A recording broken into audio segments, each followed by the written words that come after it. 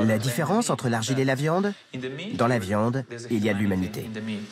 Ladies and gentlemen, bienvenue dans Trax. Au sommaire ce soir, du Rififi à Guatemala City avec une trilogie de Rairo inspirée des insultes de son pays. Danse génétiquement modifiée. Les movers font péter les cloisons. Et enfin, Robert, le précurseur de l'art anthropocène, aime ses créations bien saignantes. Et boum, parfait!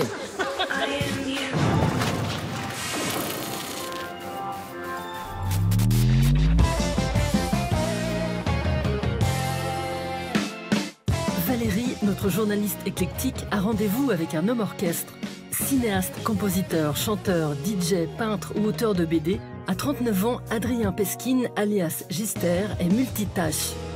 Ainsi, quand il tourne une de ses vidéos, on le retrouve à tous les postes. Direction photo, animation, montage, son, musique originale et même dauphin. Ça, c'est fort, Adrien. Tu pourrais nous dire ton nom dans la langue de Flipper? En dauphin, je peux vous le dire à l'envers, si vous voulez. C'est une autre langue que je parle. On dit « red si je l'ai pas meuge ». Ma feule, red si je l'ai pas meuge, Julas. Salut, je m'appelle Gister, le fameux. Dans ses vidéos, Gister fait feu de tout bois. Ce court-métrage de super-héroïne, coécrit en 2018 avec la comédienne Eden Tinto Collins, a raflé 9 prix dans des festivals internationaux.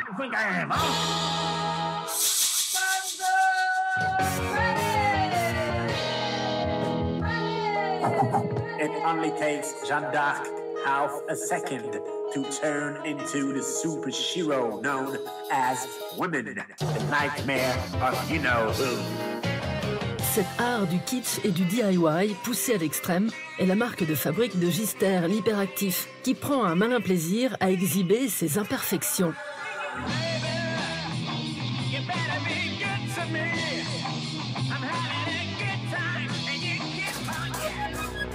Adrien a fait son nid au sommet d'une tour carrée du 19e siècle, bien nommée La Folie, en banlieue sud de Paris. C'est là qu'il dessine, peint, écrit et compose les musiques de ses films. Et c'est aussi dans ce home studio qu'il prépare les sets qui font remuer les popotins sur les dance floors parisiens sous le nom de DJ Gigi. C'est ma collection de musique. Donc c'est mon iPod en fait. Dedans, il y a 800, il y a plus entre 8 et 900 disques, soit un peu moins d'1 giga. Le rap, la funk et tout, je savais pas comment c'était fait en fait. J'entendais ça, mais c'était magique en fait. Donc je sais absolument pas. Je demandais à mes darons quand j'avais 12 ans. Je voyais qu'il y avait les DJ, donc je demandais une chaîne hi-fi avec la platine vinyle dessus. Je savais absolument pas ce que je faisais. On bidouillait avec des synthés, avec des dictaphones. J'avais un pote qui s'appelait 3+2 à l'époque, on avait des dictaphones, on lançait 10 trucs en même temps pour faire une chanson, donc on jouait un synthé, on mettait un dictaphone pour faire des... Et donc, oui, c'était une formation hyper... je sais pas comment on fait, mais j'imagine que c'est comme ça. Fils d'un architecte russe et d'une sculptrice brésilienne, le petit Adrien grandit à Issy-les-Moulineaux, près de Paris. Passionné par le dessin et le cinéma, il réalise ses premiers films d'animation avec ses 2 frères, Alexis et Anthony.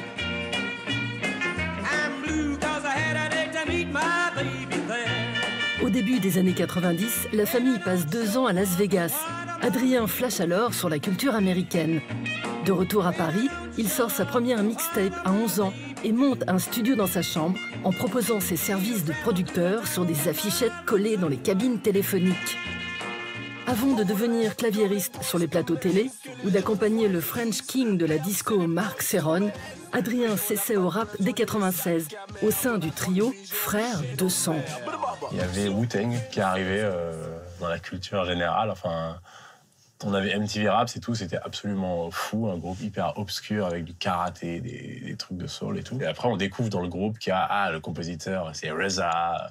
Il y a Method Man et tout. Et puis, il y a ce mec, un jour, qui s'appelle Jeza. Donc là, je me dis, ah ouais, ils prennent le même nom qu'un gars, mais ils changent juste un nom, ça fait un autre mec. Quelle histoire. Et donc, je sais pas, je pense qu'à partir de là, j'ai voulu faire un nom un peu à la Wu-Tang, donc avec un mot genre mystérieux. Et pareil, ouais, je vais faire comme les mots Genre langouste, mangouste ou Finistère, ministère. On connaît pas trop l'autre mot au début, on le confond un peu. Du coup, je me suis dit, ouais, je vais m'appeler Gistérieux. Gister Show! Yeah! Today, I'm gonna teach you how to have a permanent high-pitched voice. You will need an helium balloon with a pin, vodka and maple syrup, and tomato ketchup. So, pour some vodka on the balloon until its color change. Make it blow with the pin. Put some maple syrup on it and chew it. Oh no, I can't believe it! My voice is high-pitched! That's incredible! Invité avec son gang de funk cosmique au Transmusical de Rennes en 2019, Gister y donne de la voix et joue du guitar, le fameux synthé porté en bandoulière par le claviériste de Michael Jackson.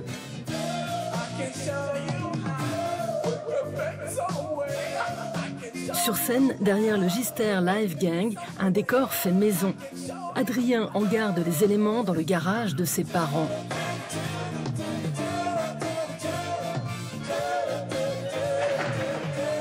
Il a même créé un logo mélangeant les blasons des pays d'origine de ses musiciens, Madagascar, Cameroun ou Ghana. Et c'est quoi la clé du mystère, Gister? Je sais pas, moi, si j'invente, mais par contre, je fais absolument pas, quand c'est un moment, de trucs dont je suis pas jaloux. De trucs dont, si c'était pas moi qui le faisais, il faudrait que je puisse être jaloux de ça. Enfin, il faudrait que ça m'interpelle.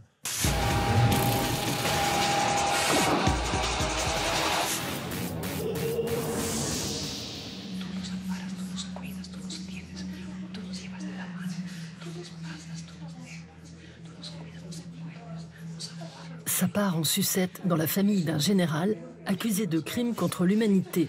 La Llorona, un fantôme qui, selon la légende sud-américaine, pleure ses enfants disparus, rôde.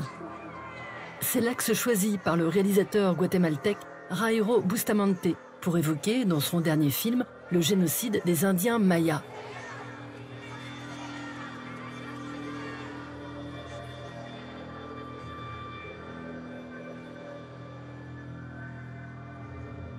Il est un peu décevant, mais normal, que des grandes puissances dans le monde ne connaissent pas l'histoire d'un génocide si grave comme celui qui est arrivé au Guatemala. Mais il est encore plus triste que les Guatémaltèques ne la connaissent et qu'ils ne veulent pas y parler, parce que c'est une histoire récente, c'est arrivé dans les années 80. Et la paix, on l'a signée dans les années 96, dans l'année 87. Donc, moi, je me suis dit comment habiller cette histoire pour que les gens, mon public local, l'acceptent. Et je suis arrivé à l'horreur. Et quelque part, la Llorona est une héroïne aussi, donc c'était un peu le mélange d'utiliser l'horreur et les super-héros. Pendant le tournage, sous le coup de menaces à peine voilées de la part du pouvoir guatémaltèque, Jairo se réfugie dans les ambassades françaises et mexicaines de Guatemala City. Car telle la Llorona, le passé génocidaire hante toujours son pays. Pourtant, ce jour de mai 2013, le Guatemala entre dans l'histoire en étant le premier pays au monde à juger son ancien président pour génocide. Condamné à 80 ans de prison, le dictateur Efraín Ríos Montt est alors reconnu coupable de crimes contre l'humanité et de l'assassinat de plus de 1700 Mayas. Arrivé au pouvoir en 82, il est l'un des artisans d'une guerre civile qui ravage ce pays d'Amérique centrale jusqu'en 96. Soupçonnés de soutenir la guérilla communiste, les Mayas de l'ethnie Ixil, femmes et enfants compris, sont exterminés. On estime le nombre de morts à plus de 200 000. Pour son film, Jairo s'inspire du procès du dictateur qui met alors en lumière, grâce aux témoignages des survivants mayas, les horreurs perpétrées par le pouvoir. Primero quemaron los cultivos, después las casas, después nuestra ropa y los animales. Afuera nos separaron a las mujeres y a los niños de los hombres que quedaban.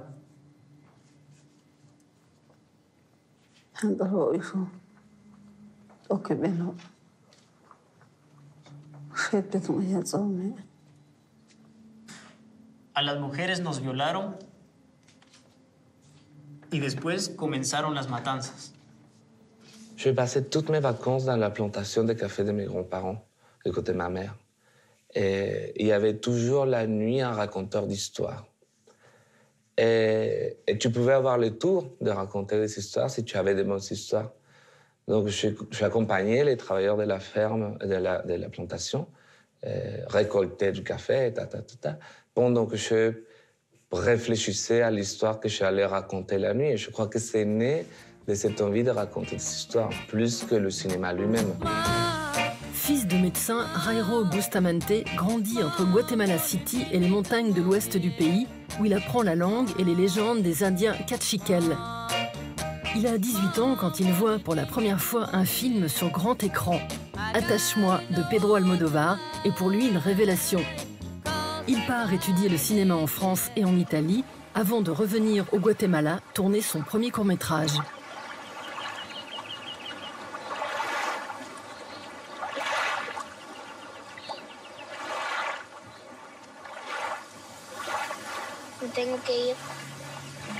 Dans ses films, Bustamante veut dénoncer l'hypocrisie de la société guatémaltèque qui n'assume ni ses origines indiennes ni son passé récent.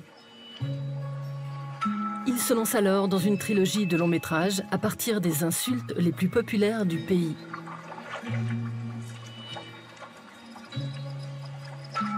Ces 3 insultes, c'est indio, hueco, qui veut dire trou, mais c'est la façon dont on se réfère aux homosexuels, hommes, et communiste, qui n'a rien à voir avec l'idée politique, mais c'est si tu défends les droits de l'homme, les droits individuels, les droits sociaux, tu es un communiste. Avec Ixcanul, premier volet de sa trilogie, et Ours d'argent au Festival de Berlin, Jairo raconte l'histoire d'une adolescente maya qui doit fuir pour éviter un mariage forcé.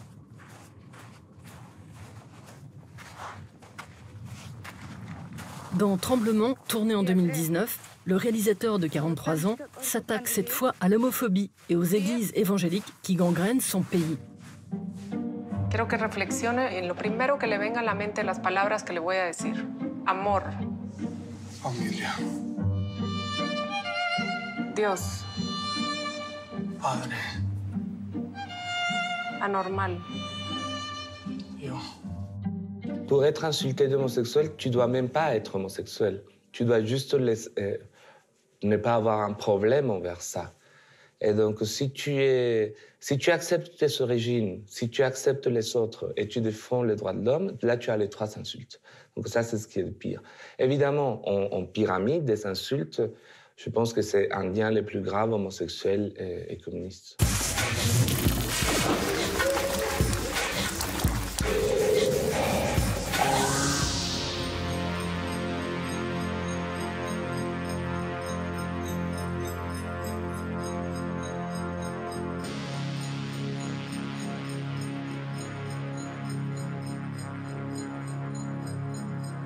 Bienvenue dans le monde des movers ou danseurs en argot anglais. To move, faire bouger les choses, c'est aussi ce qui anime ces chorégraphes qui n'ont parfois jamais pris de cours et chamboulent la danse contemporaine. Fondateur de la compagnie La Véronale, l'Espagnol Marcos Moraou fait partie de ces fonceurs qui déménagent.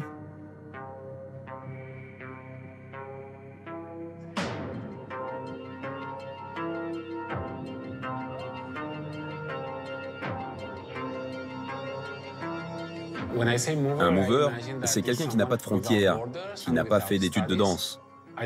Je ne sais pas si c'est bien ou mal que je ne sois pas danseur, mais ça me rend libre. Ça me donne une page blanche à explorer. Mon corps n'a pas de mémoire, je dois tout inventer. En mars dernier, la star montante de la danse contemporaine espagnole est l'invitée du festival lyonnais Sens Dessus-Dessous. Il y présente sa dystopie Passionaria, l'histoire d'une planète où la passion est interdite. Le metteur en scène, ici en répétition, imagine une danse en format cinémascope. Ok. Super, Alba. Muy bien. Este momento de dejas la caja, tal, te casas una pierna arriba hasta que... Je dis toujours que la danse, c'est pas suffisant. Je fais beaucoup de recherches sur le cinéma, sur la structure et la narration. Le contexte, la lumière, le zoom, le développement des personnages, leur relation à l'espace, la tension qu'il y a entre les uns et les autres, le texte ou le mouvement. Je travaille avec un storyboard dans lequel je compose tout en amont. Le mouvement arrive ensuite peu à peu. Si tu es face à une scène avec des angles droits et un cadre très proche, tu as l'impression d'être en face d'un écran. Né en 82, Marcos grandit dans les montagnes espagnoles qui surplombent Valence. Fan de jeux vidéo et fasciné par la gymnastique que pratique sa cousine à haut niveau, il rêve de mélanger les deux. Après des études de chorégraphie au Conservatoire de Valence, puis au Movement Research de New York, il s'intéresse à la photographie puis au théâtre. En 2005, il crée sa compagnie, La Véronale. Marcos invente même son propre langage chorégraphique, Cova, qu'il compile dans un livre.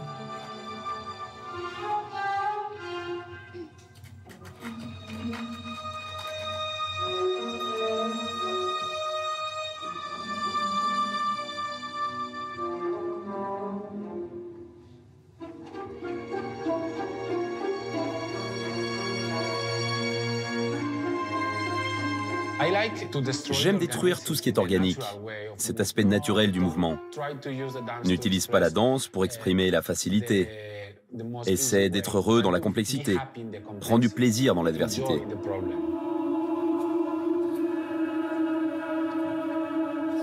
La Véronale, c'est un hommage au barbiturique du même nom qui fut fatal à Marilyn Monroe. Dans sa compagnie, Marcos mélange des artistes venant de la danse, mais aussi du cinéma, de la photographie ou de la littérature. En 2013, il est récompensé par le prix national de la danse espagnole. Certains repèrent l'influence du cinéma de Lynch et de Buñuel dans ses chorégraphies surréalistes.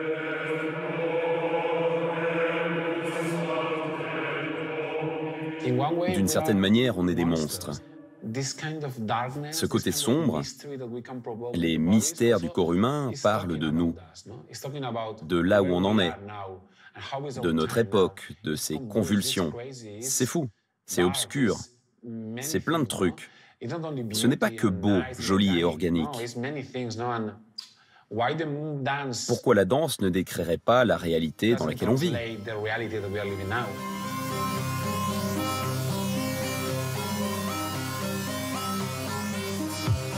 Dans le monde d'anticipation, de passionnariat, les danseurs semblent sortis d'un film de Jacques Tati avec leurs mouvements d'automate.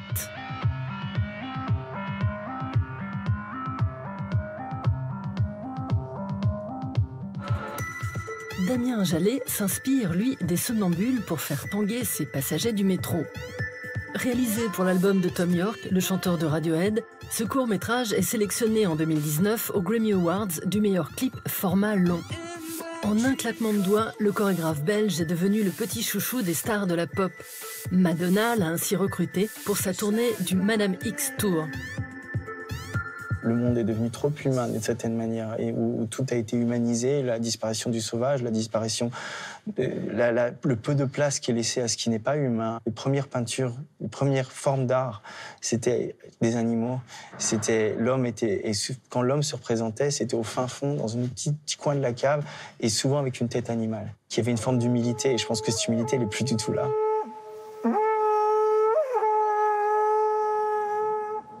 What is the human body, the vessel for? A rising consciousness that can finally transcend instincts? A vantage point from which you can finally appreciate the wonder that is the world? Diplômé en mise en scène à l'INSAS de Bruxelles, Damien Jallet repousse l'horizon de la danse. En 2016, il part tourner à Bali, en Écosse et au Japon, The Ferryman. Le film chorégraphié par Damien et réalisé par Gilles Delmas explore les origines de la danse à travers des cérémonies animistes ancestrales. Depuis 10 ans, Damien fait se confronter danse et cinéma, mode et arts plastiques, comme ici dans Skid. Dans Les Médusés, les performeurs évoluent autour des sculptures du musée du Louvre.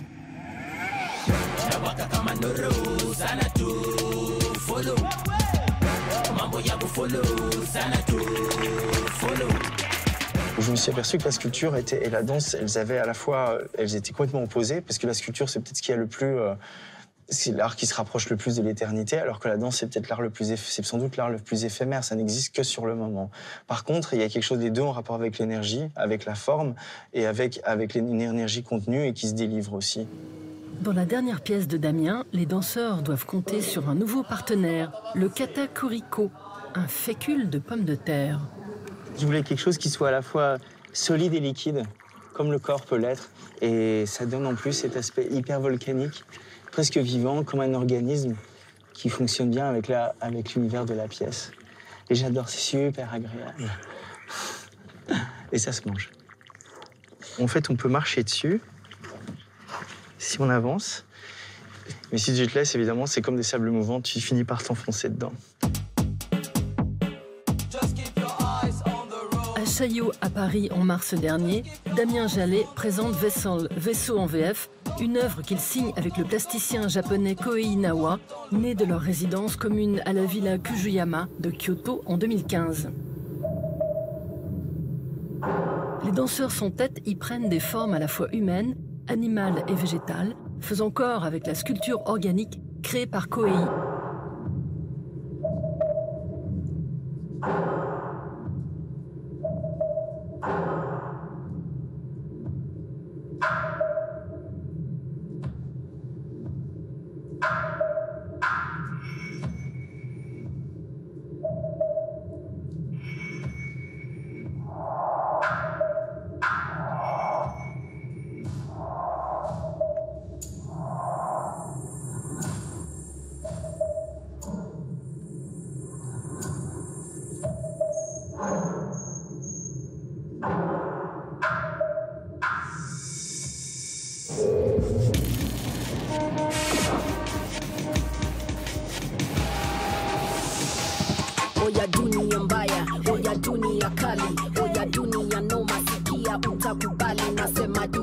What's different about the clay and the meat? That in the meat, there's a humanity in the meat. That's what disturbs people. Yes, in fact. Avec ses œuvres taillées dans la matière vivante, l'artiste macédonien Robert Gligorov amorce dès les années 90 la révolution anthropocène dans l'art, remettant en question la place de l'homme dans son écosystème. Alors que l'humain fait des pieds et des mains pour se séparer du monde végétal et animal, Gligorov souligne l'absurdité de cette frontière, ouvrant la voie à un nouveau monde en forme de pochette surprise.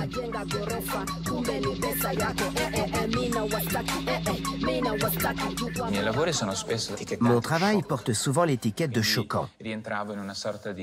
On m'associe au genre gore, horrifique, provoquant ou dérangeant. Comme si mon intention était seulement de heurter le spectateur, une sorte de décharge électrique. L'innovateur arrive à un moment où tout le monde a une même vision de l'art et de la vie. L'artiste peut profiter de cette situation pour faire éclater l'ordre établi et devenir un perturbateur. Voilà, dans ce sens, j'ai été un perturbateur.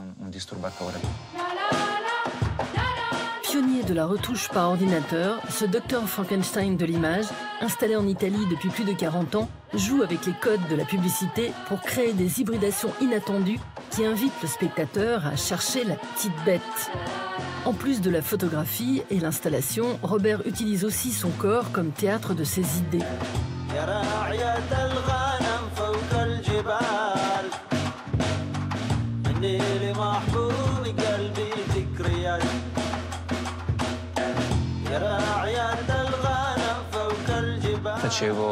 Plus jeune, j'ai été champion de plongeon.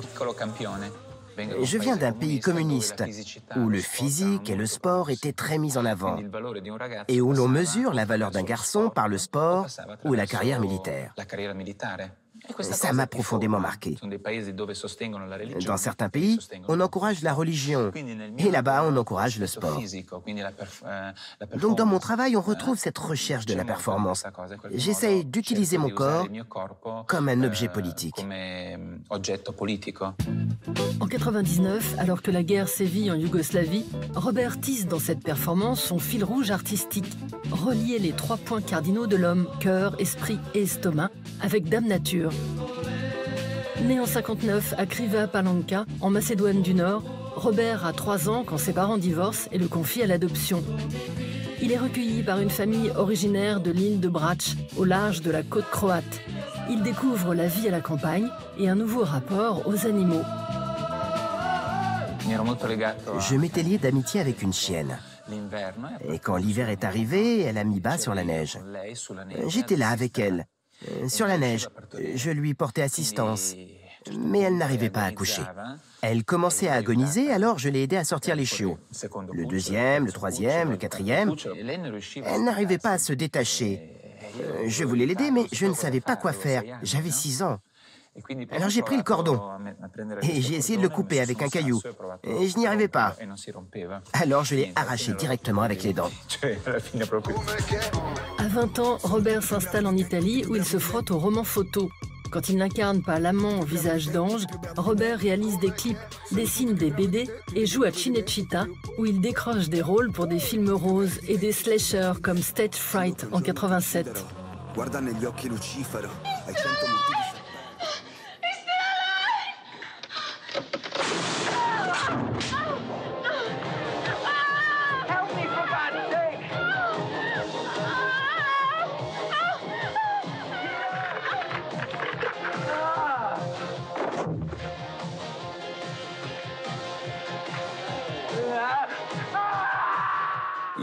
Dans les films de série B, on ne tournait les scènes qu'une seule fois. On disait la première, c'est la bonne. C'était un monde naïf et totalement surréaliste. Un film pouvait être produit par le boucher du coin ou par ton voisin. D'ailleurs, plein de films ne sont jamais sortis, parce qu'on produisait à tout va, mais qu'il n'y avait aucune distribution. C'était très amusant, mais c'était vraiment du système D. En 96, Robert claque la porte du showbiz et réalise ses premières performances. Des enveloppements de peau animale et végétale. Sa veste de beefsteak fait écho à la célèbre robe saignante de l'artiste canadienne Jana Sterbak, à quelque chose près. J'ai laissé cette veste sur mon balcon pendant 2 mois. Pendant tout ce temps, des astigots, des mouches, toute une biodiversité s'est formée. Quand j'ai remis la veste, 2 mois plus tard, moi aussi, j'avais vieilli. Du coup, j'ai voulu illustrer ce bref passage temporel durant lequel la viande qui pourrit crée du bien-être pour d'autres bestioles, comme les mouches ou d'autres. En février dernier, la galerie parisienne Topographie de l'art invite au rapprochement des espèces avec l'exposition collective Humanimalisme. Défenseur des droits animaux et végétarien depuis 20 ans, Robert ne fait des entorses à son régime qu'au nom de l'art.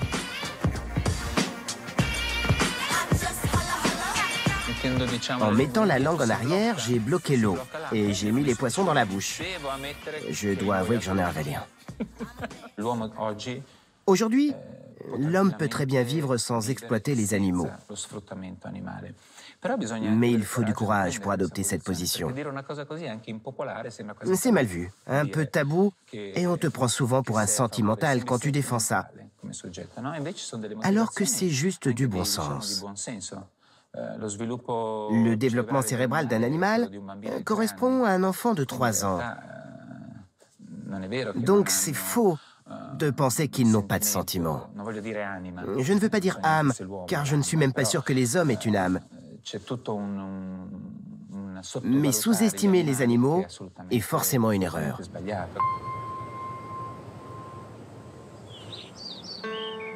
En 2006, avec Dollar Note, Gligorov fait passer des passereaux pour des maestros.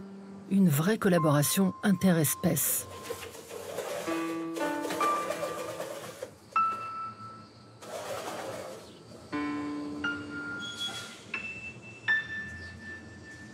Je me suis toujours senti étranger, toujours. Mais ce sentiment a été lavé par l'art, transformé. L'immigration est un produit politique, un concept imaginé pour engendrer la peur. Le politique travaille cette peur, la peur de l'autre, du musulman, du noir, du chinois en ce moment, avec la Covid-19. On entretient cette peur. Elle est belle, cette fin. On parle de la peur. Boum, parfait. Trax, c'est où tu veux, quand tu veux, sur arte.tv et les réseaux sociaux.